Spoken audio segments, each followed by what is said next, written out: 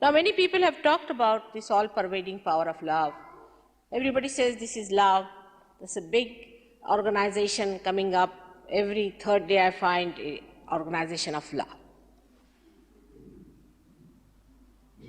This all-pervading power has been felt by so many before.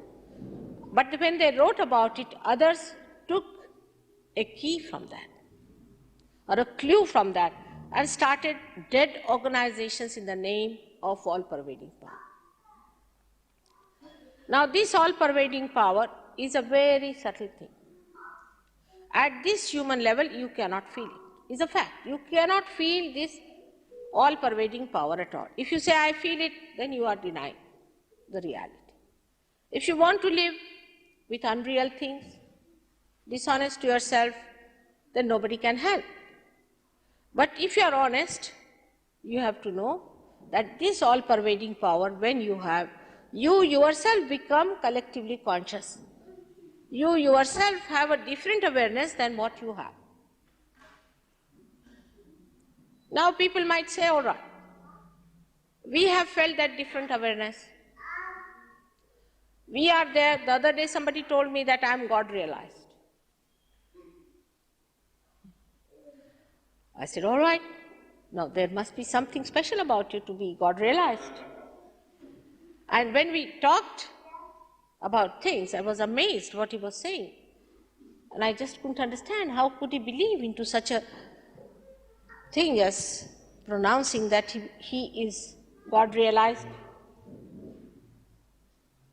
So we have to understand when these laws operate, they operate, but we do not know about them. We cannot feel it. We don't.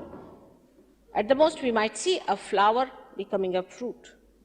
But can we say, how does it become?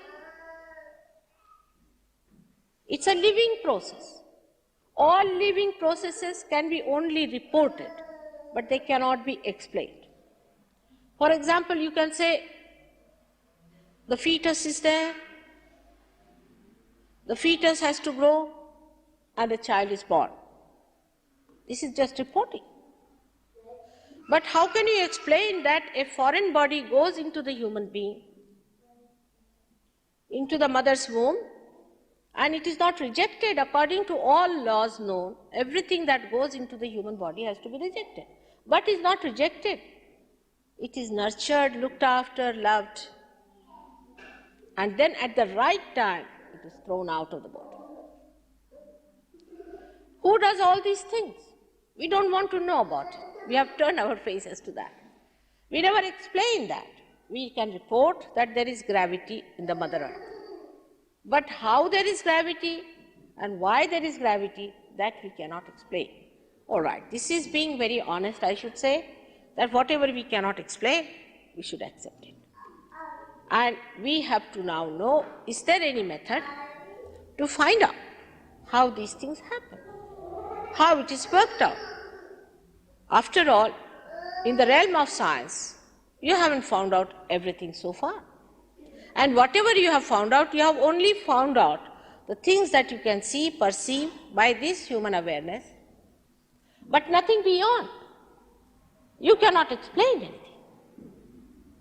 And once you know that you cannot explain, you just take it for granted and say it's all right.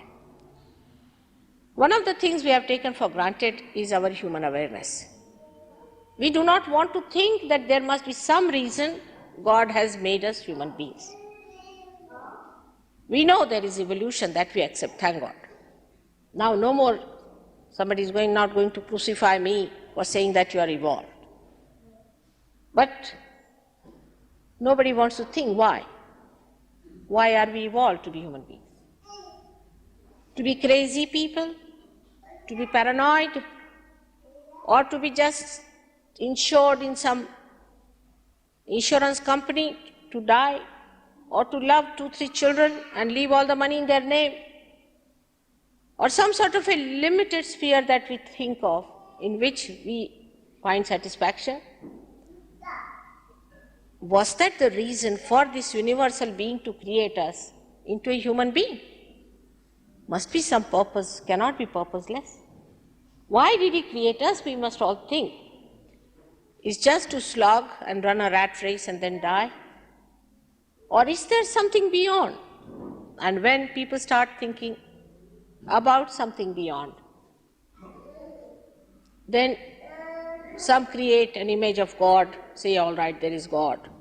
Then they say, all right, if there is no God, there is some sort of a cosmic power. Or they have given big, big names to all this unknown power. It's a simple name I give it, is love of God. That also many people use, you will be amazed. Love of God. Many people use it. But when you know this love of God, then this love flows from you. It just emits. It acts. It works out the way a flower becomes a fruit, in the way all these things happen. This flow of love acts.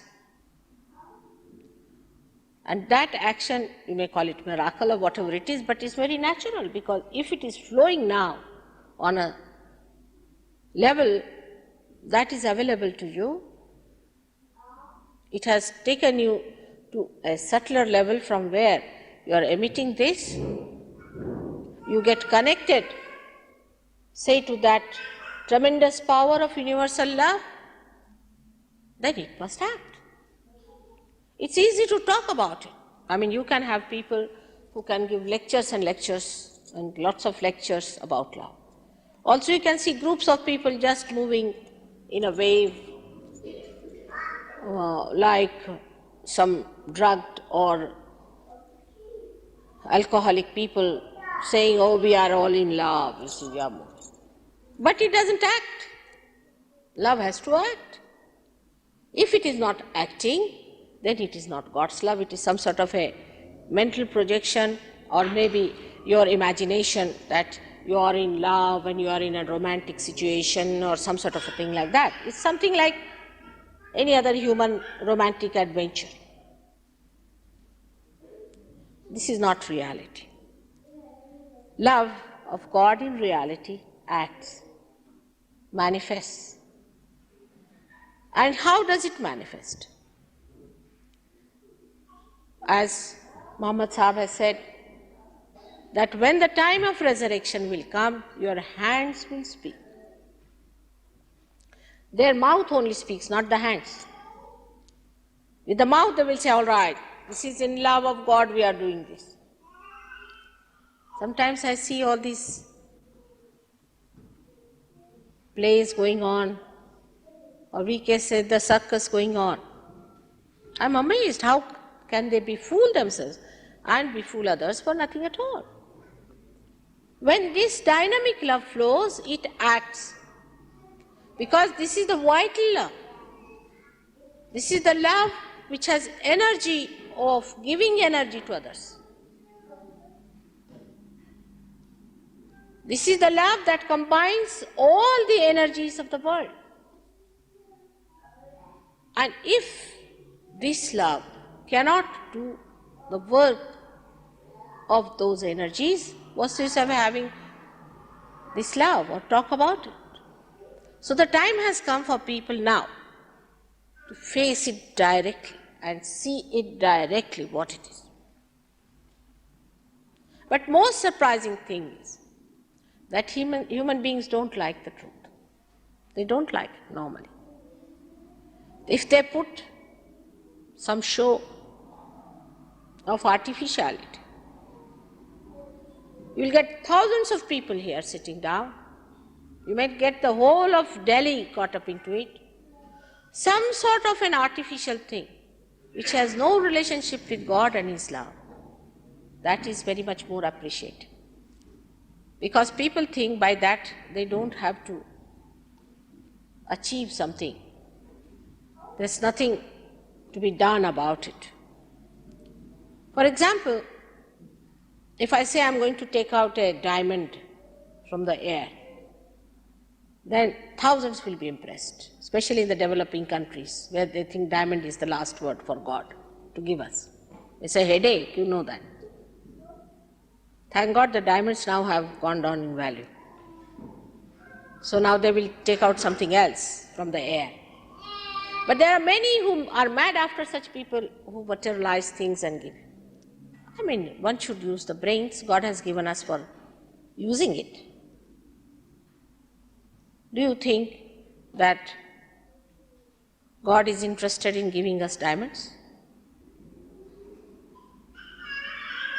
Then there are people who will tell you, all right, if you stand on your head for 10 days every day, then you will have your realization, you will become a great man. So they will do it because there's a challenge to the ego. But after 10 days, having all the headaches and all that, you go to the gentleman, he'll say, no, these were your karmas. You had some blockades. And this happened and that happened. That's how you didn't get it. So you do it with a double energy. Same thing. Again for 10 days. Within 1 month, you are starved, finished, and you might develop epilepsy or something and finish off in a lunatic asylum. Could be anything. There could be some other type who would say, all right, we must all meditate. Meditate here, meditate there. You cannot meditate. You have to be in meditation, means you have to be in that subtle awareness where you are collectively conscious. Is an awareness, is a higher awareness than what you have. Now, then they start meditating. Meditate on this, meditate on a light, meditate on your head and all that. You are to be connected first. Even prayers are the same. If you are praying like mad, God must be fed up, first of all. If not, if He is not fed up with you, at least one should find out, are we at least connected with God? How are we to believe that whatever we are talking is heard by Him? What is the proof? We have to first of all establish that there is a rapport already established between us and God. If it is not so, then you are dishonest. Because if you are a scientist, you must first verify that whatever you are doing in a proper way. I would say most of the people who have been now going to different groups and churches and this and that are thinking, what are we doing? Are we doing something sensible? What have we been doing? What did our forefathers do? Is it correct? Did it lead us anywhere? Or did we lead others anywhere? Why not ask this question? You see, nowadays I have seen some people sit down and plan out how to make it more interesting for people to come. I mean, they may start, say for example, a discotheque in a church or anything to make it more entertaining. I mean, is that the way? Are you going to reach God? That could be the attitude of any sect which is not yet connected with God. That's why I would say that we all of us have to face ourselves and ask ourselves honestly, are we connected to God or not?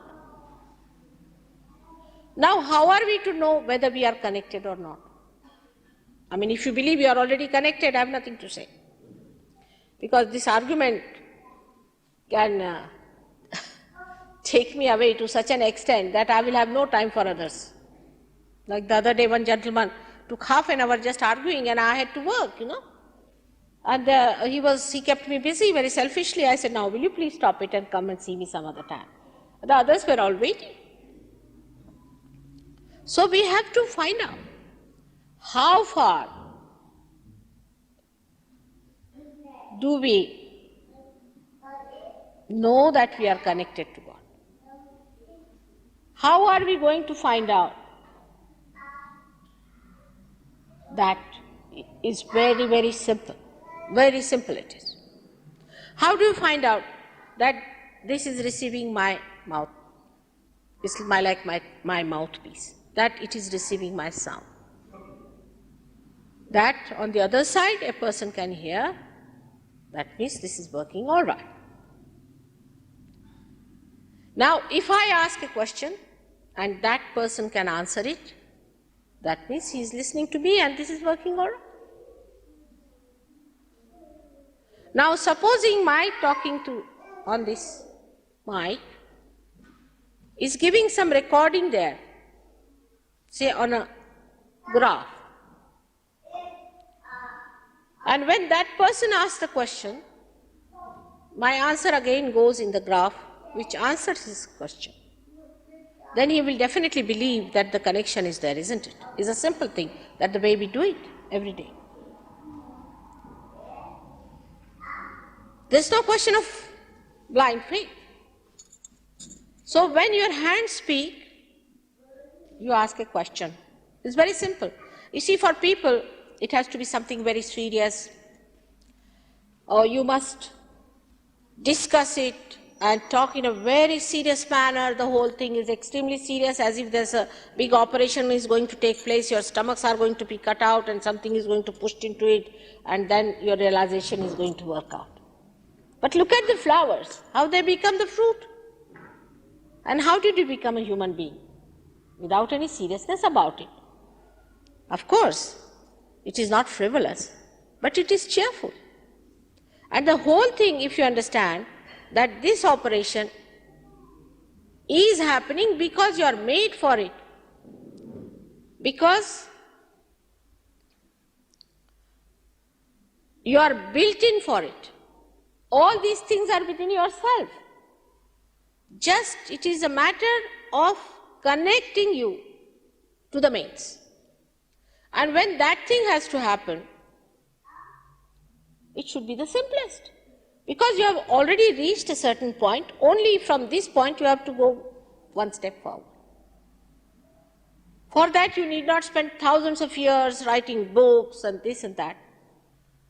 But people can't understand. You see, they have a big objection that how Sahaja Yoga is available to people who just come there, Kundalini rises, they get realization. I say, why not? According to them, you must read some books on law, income tax, everything, and then find out about God, ultimately. Or maybe you should belong to some union or something, to political party and all that you should do. And then if you come to Sahaja Yoga, then you are rightly placed for Sahaja Yoga. It's not. What books do we read for our breathing? What knowledge do we have for our breathing? Nothing, we breathe, that's all, isn't it? Simple as that. In the same way, your realization is absolutely living and simple. For that, you don't have to waste your energy on all these artificial things. It's a living process of a living God.